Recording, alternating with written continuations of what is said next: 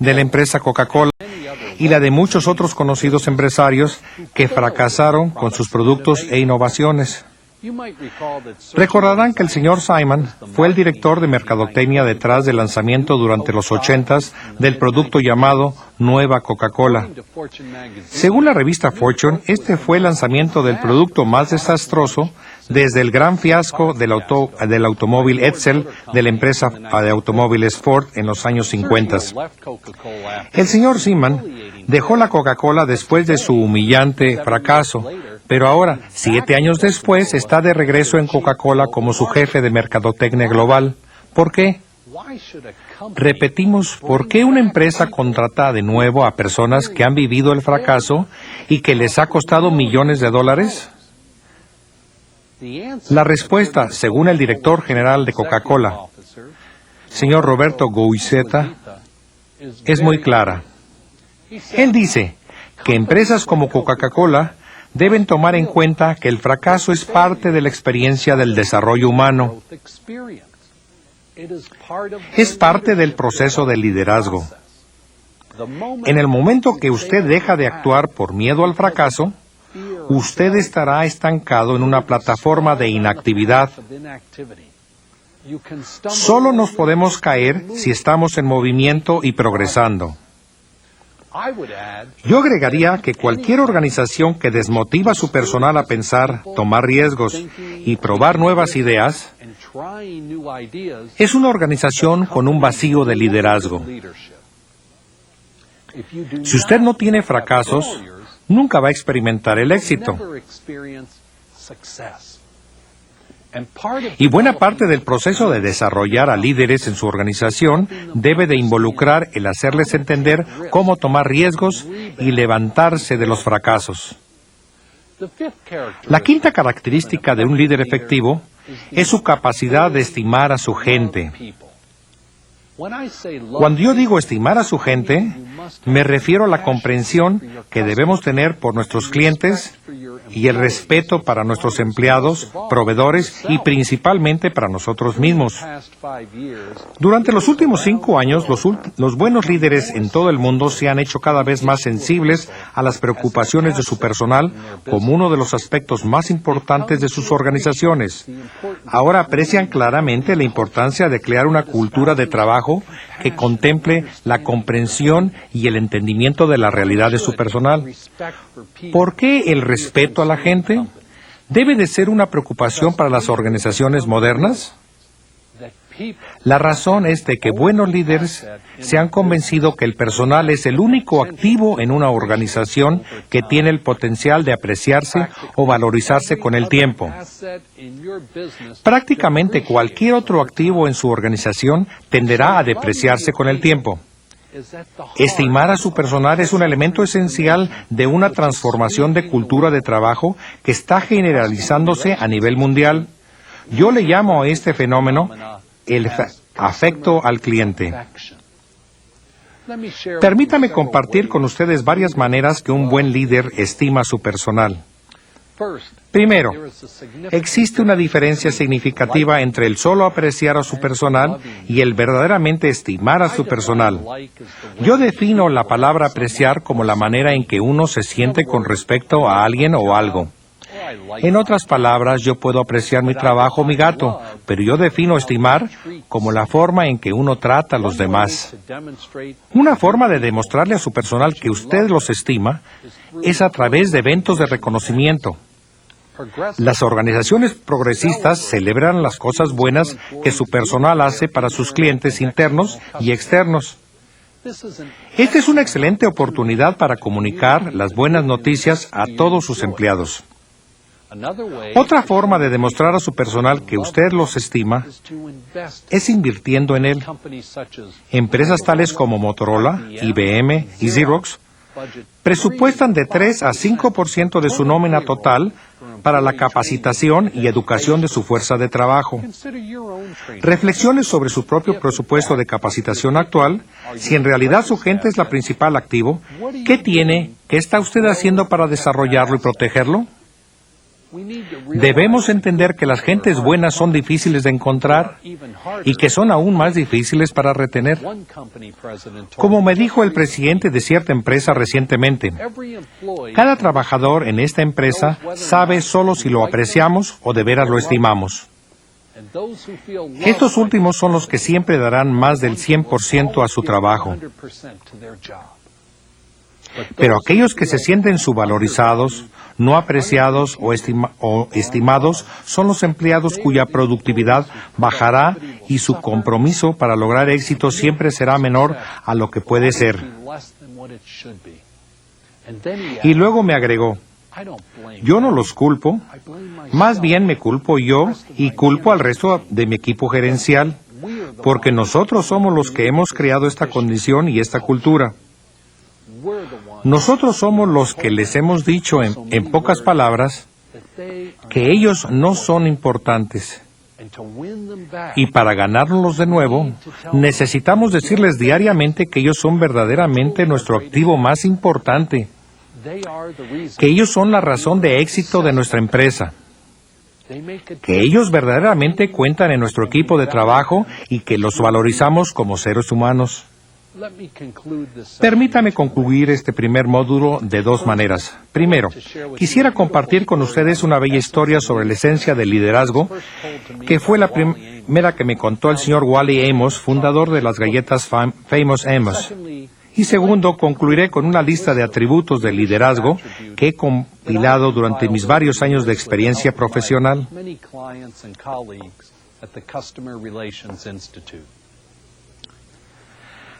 La historia de referencia trata sobre un viejo pescador que caminaba en una bonita playa española una mañana temprano poco antes del amanecer.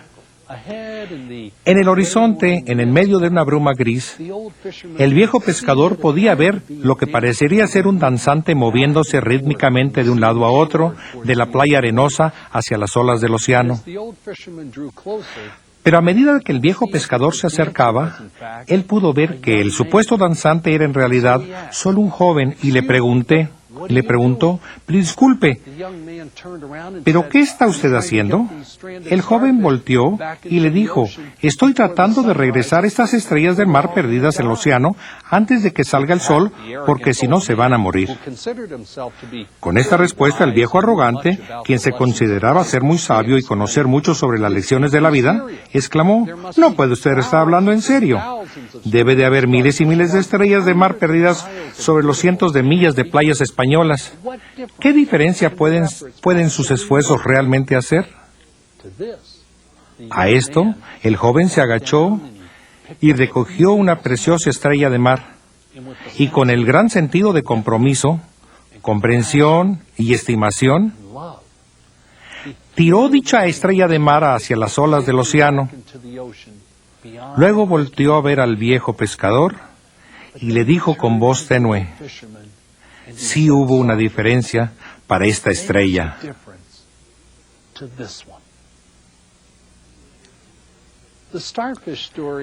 La historia de la estrella de mar simboliza para mí muchas cosas, pero una de las lecciones básicas se refiere al liderazgo. Como muchos grandes líderes, el joven de la historia quería hacer una contribución.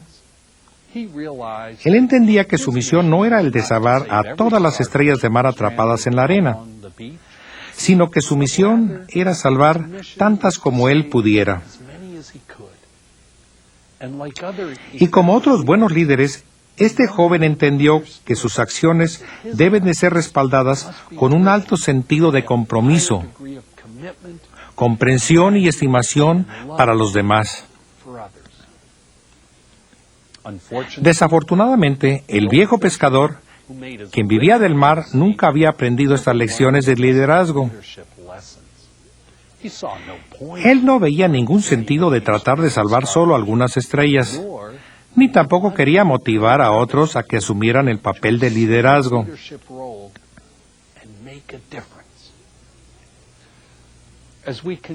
Quiero por último dejarlos con 10 atributos que todo líder efectivo debe de poseer.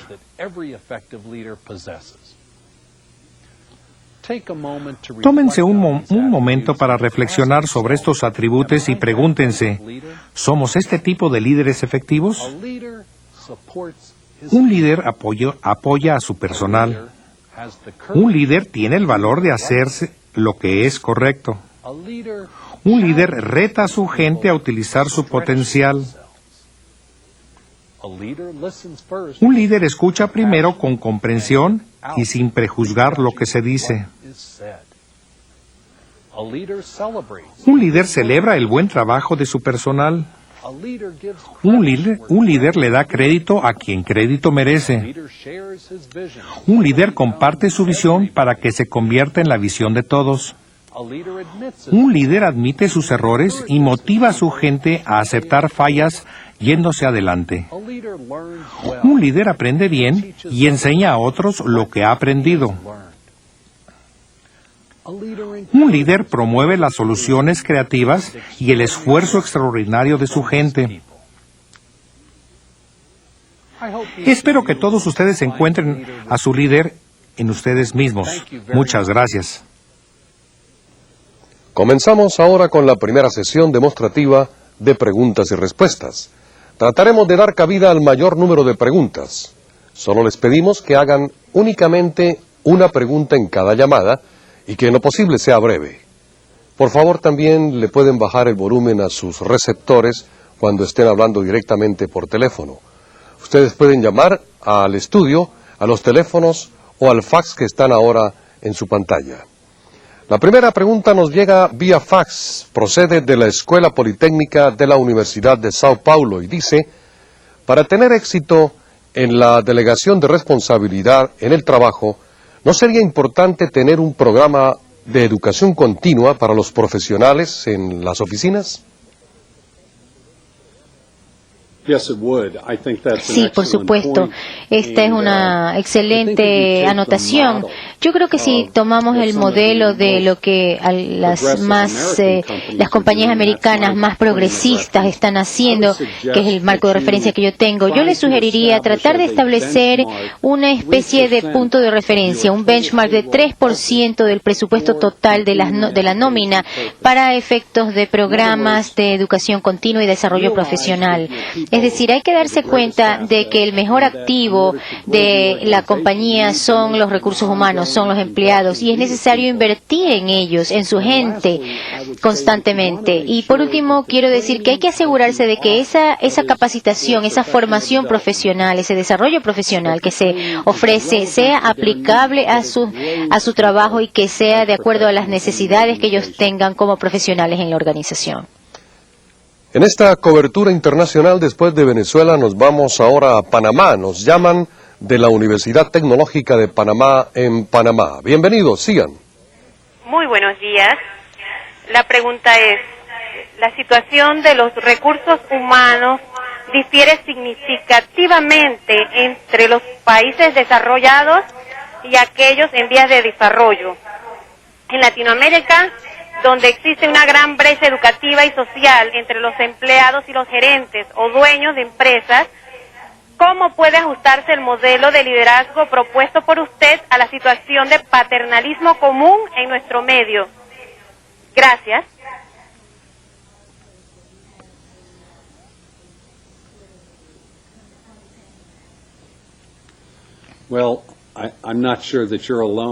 No creo que esté usted sola en esto. No creo que hay algunas personas en su caso y esto es una situación endémica y global. Esta brecha entre el liderazgo, el nivel de gerencia, de dirección, es decir, de propietarios y los empleados. Creo que lo que debemos tratar de hacer, según el nivel en el que usted se encuentre dentro de la organización, obviamente cuando está más arriba, pues tiene más influencia en los demás. Pero el reto constituye recordar cuál es la meta del dueño de la corporación o de la empresa. Es decir, hacer crecer, aumentar, incrementar, acrecentar ese valor de la organización. Y para lograr esto, el dueño de la empresa, el propietario, debe invertir en su gente, porque la gente es la que produce el producto que crea el resultado. Y pienso que hay un despertar a nivel global ahora, ciertamente no es solamente dentro de Estados Unidos o en el Japón o en Alemania, sino que creo que es en todo México, Latinoamérica y que es un fenómeno global. La gente es su mejor recurso y si usted realmente quiere hacer crecer a la organización o mejorar su servicio o su gobierno, lo tiene que hacer utilizando a la gente. Es necesario cerrar esa brecha, tender un puente y hay que educar a la gente para que ellos puedan seguir adelante y desempeñarse a un nivel más alto. Tenemos otra llamada telefónica, esta vez viene de México, procede del Instituto Tecnológico Superior Apatzingán en Apatzingán, Michoacán. Bienvenidos. Adelante. ¿Bueno? Sí, la escuchamos. Mi pregunta es, en nuestra región, Apatzingán, como en todo el país, hay innumerables pequeñas organizaciones, base de la economía. Como institución educativa, ¿cómo podemos enfocarnos a estas para lograr un cambio rápido y eficaz en el manejo y crecimiento tradicional del liderazgo y de la cultura organizacional? ¿Y cuál nuestra responsabilidad y magnitud como factores de cambio?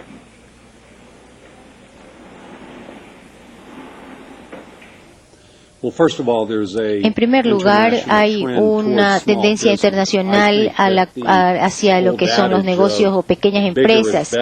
Esta idea, este adagio antiguo de que mientras más grande es mejor, no es ya tan cierto. Así que de lo que se habla más bien es de un espíritu emprendedor, de un espíritu de empresa.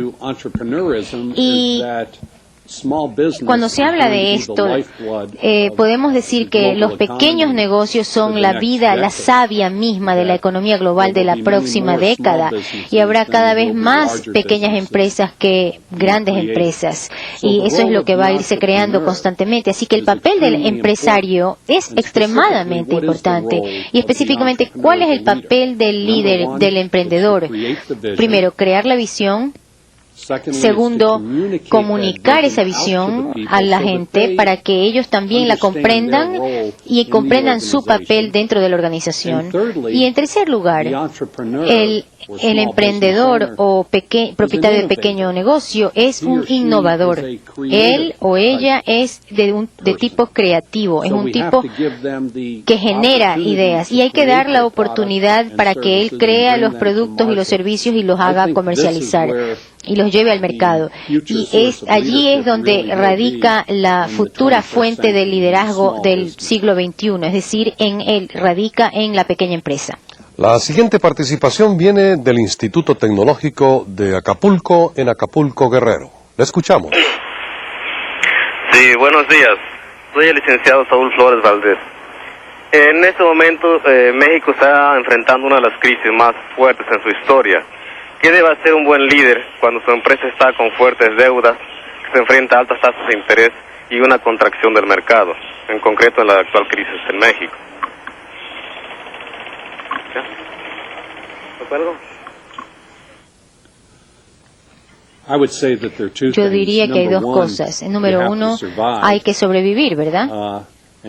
Y en segundo lugar, tenemos que perseverar. Una de las dificultades de ser un líder en negocios y ciertamente en lo que es el gobierno es que habrá condiciones de mercado, condiciones económicas que sean que estén más allá de su control y que pueden ser adversas. De tal manera que es necesario posicionar a su organización de tal manera que usted pueda manejar y competir en el mercado teniendo un tamaño adecuado.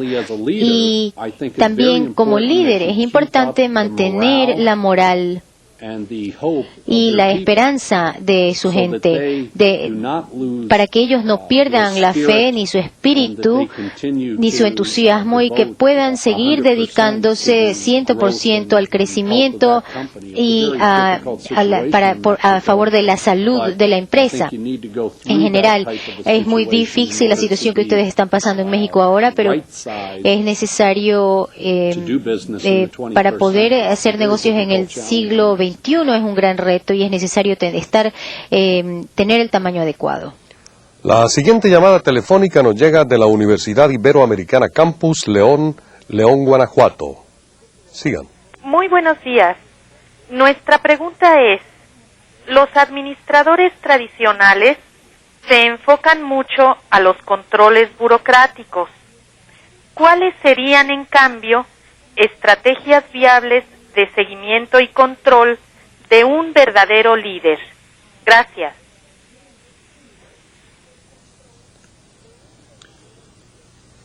En toda organización tendrán ustedes lo que yo hablo como a lo que yo me refiero como políticas, procedimientos y reglas. Ahora, el trabajo del líder y especialmente el empresario es buscar maneras de romper las reglas, pero legalmente, y poder eliminar las políticas y los procedimientos que están obstaculizando el progreso y el avance de la organización hacia los resultados. De tal manera que cuando se habla acerca de una organización tradicional y del papel tradicional de un gerente o de un líder, está cambiando el concepto. Lo que estamos tratando de hacer es más bien alejarnos un poco del modelo antiguo, de la forma antigua de hacer las cosas, y más bien buscar formas, resultados más productivos y un método que nos lleve a eso dentro de la organización.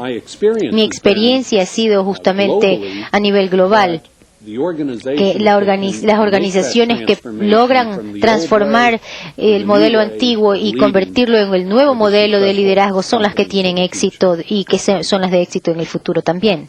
Otra pregunta en vivo, por teléfono directamente de la Comisión Federal de Electricidad SECAP, México, Distrito Federal. La escuchamos. Buenos días. ¿Podría indicarnos la diferencia entre urgente e importante? Gracias.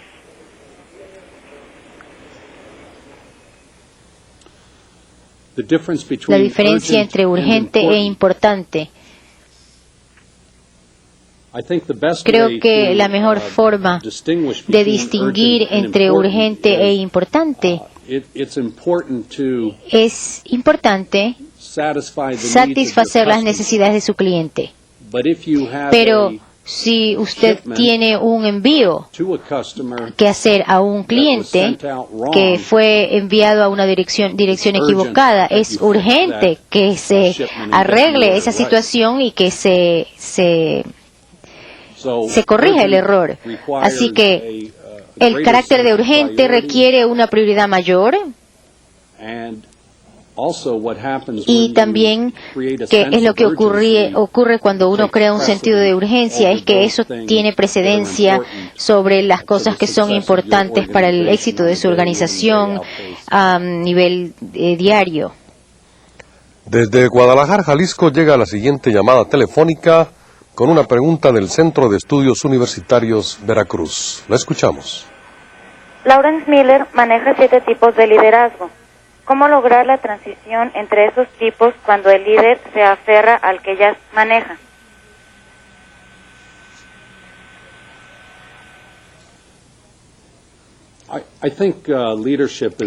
Yo creo que el liderazgo es un proceso de desarrollo natural.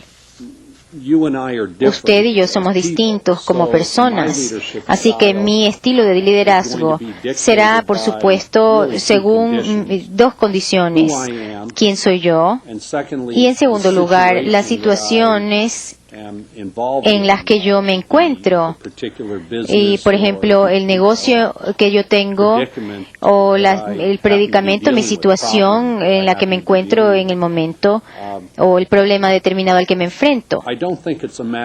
No creo que se trata de tratar de ser todo para todos, porque no se puede ser todo para todo el mundo.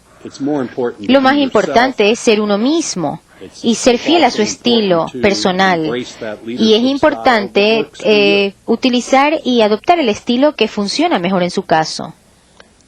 Continuamos con nuestro cubrimiento internacional. Desde México vamos ahora a la Argentina.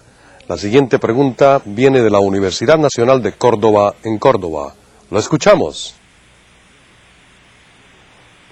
Córdoba, adelante. Desde Córdoba recibimos con mucho impacto e interés la pregunta de México. Yo quisiera pedirle al señor Hinton que amplíe las características del liderazgo en contextos de crisis, por un lado. Y la otra parte importante es cómo un líder puede hacer para introducir cambios de mentalidad en empresas que tienen ideas contrarias a lo que estamos tratando en este momento. Gracias.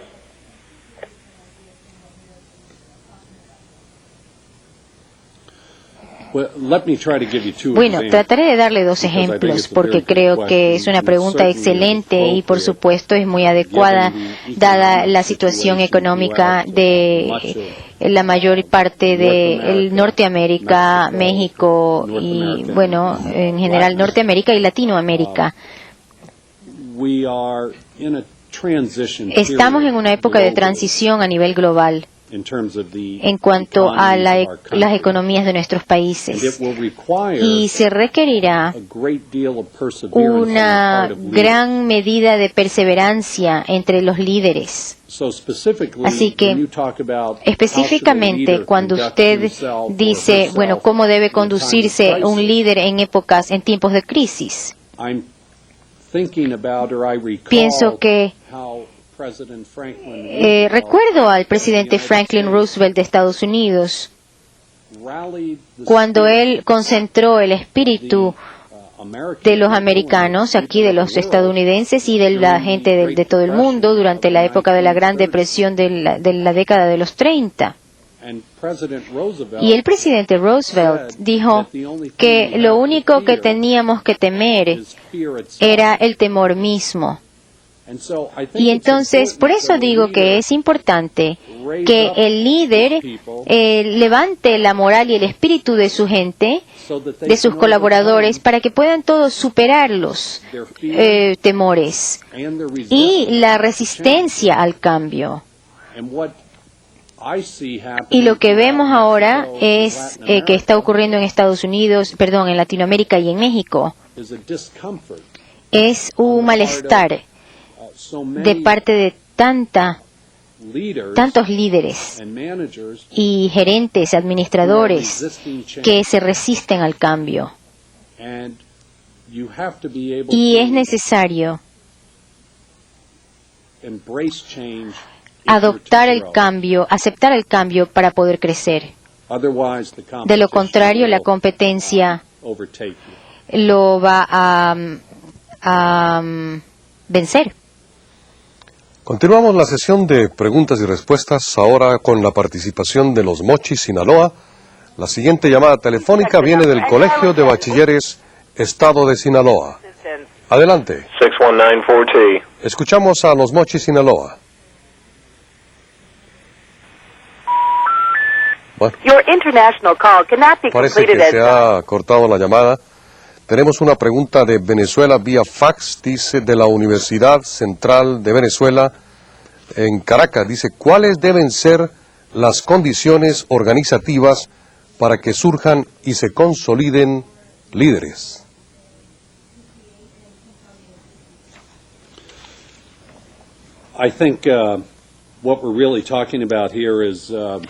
Creo que lo que estamos hablando aquí es una situación ideal. Desafortunadamente no hay situaciones ideales en los negocios, no hay condiciones idóneas en los negocios. Sin embargo, para crear un ambiente en el cual se puedan crear y desarrollar o nazcan los líderes, es necesario tener algunos elementos. En primer lugar, es necesario crear esa visión clara. En segundo lugar, es necesario asegurarse de que la gente tenga un papel que cumplir dentro de esa visión y del contexto de donde se encuentra su organización y hacia dónde se dirige.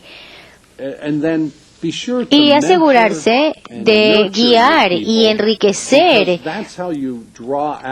a su gente, porque esa es la forma en que usted puede promover y ampliar esas destrezas de liderazgo y esas habilidades, creando el ambiente en la organización y la cultura dentro de la organización para que sea propicia para que la gente aprenda o quiera aprender y quiera crecer.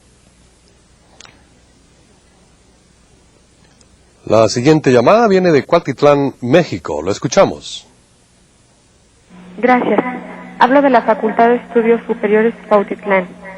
¿Cómo puede un líder lograr compartir su visión con sus compañeros cuando la idiosincrasia de un país es altamente individualista?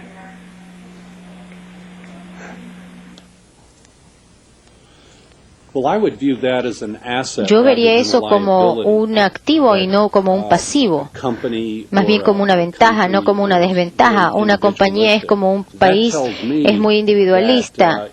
Eso me dice que ustedes respetan al individuo.